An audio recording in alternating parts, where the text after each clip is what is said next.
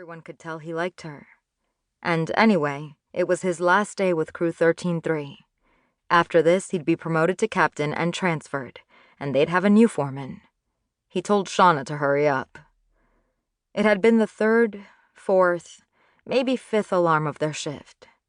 Around 10 p.m., when inmates had to be on their bunks for final count, the crew had assumed it just wasn't their night to catch a fire. They toasted pizza pockets, got ready for bed, but stayed dressed in their oranges just in case they caught a call. They went to bed in the open concrete-floored barracks, bunk after bunk after bunk. They slept in the same order they walked as a crew. First, the sawyer, the woman in charge of handling the chainsaw and cutting brush. Then her bucker, the person who cleaned up whatever she slashed down. A second sawyer and her bucker, that was Carla and Shawna. Then the rest of the crew, the women in charge of tools, the girls who scraped the earth with McLeods and cut line with Pulaski's. And last in line, the drag spoon, the person who looked out for safety issues. They lay down, thinking the calls had stopped. With only an eighth of their 24-hour shift remaining, it was a good gamble. Some went to sleep hard, something deep. Others floated on the edge of consciousness, knowing another alarm might sound. Thing about fire camp, you were always tired, always needing to catch up on sleep. And when you were on call, sleep was half a notion. Crew 13-3 had to be ready to get to the buggy in 2 minutes or less, so they tucked into their cots, boots unlaced next to the cubbies. All day and into the evening, they laced their boots, raced to the fire buggy, and pulled on their turnouts, only to turn around after being told the fire call was canceled. Sometimes Bailey would pull the alarm just to test their readiness. They'd never caught an out-of-county with Bailey. Many of the 14 women in the crew hadn't seen fire at all. "Come on, Shawna, get on the buggy. I think we caught one." Carla was not used to being responsible for other people, but Shawna was her bucker, which meant they were a team.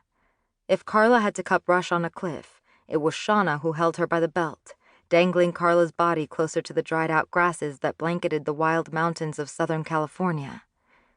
For Carla, it had started in 4th or 5th grade with the feeling of powerlessness, the feeling that she couldn't trust the adults or the kids around her.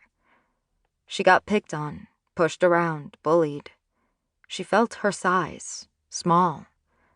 It was easy to mistake small for weakness. Once she got to middle school, kids would wage all-out war on the asphalt. They'd put gum in Carla's hair. They'd pull her hair, scratch her face, punch her in the gut, the neck, the cheek, whatever was exposed. She'd fight back, straddle whoever was coming at her, 1-2-1, fists clenched, leaving nail marks in her palms, not letting up until someone pulled her off or the school cops came to break it up. Sometimes she ran. Sometimes she got caught. When she was caught, police would drive her to the San Fernando courthouse where her mom was a clerk for a judge. Growing up, Carla had seen all the criminals lined up in cuffs and judges donning their robes.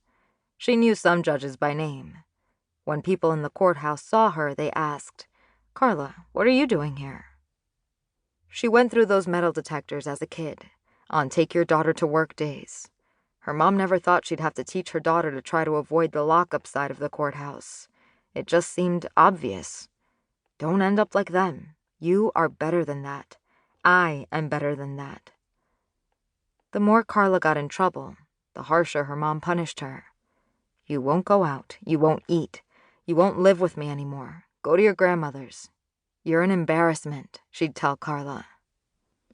By high school, Carla had learned that the best defense was a good offense.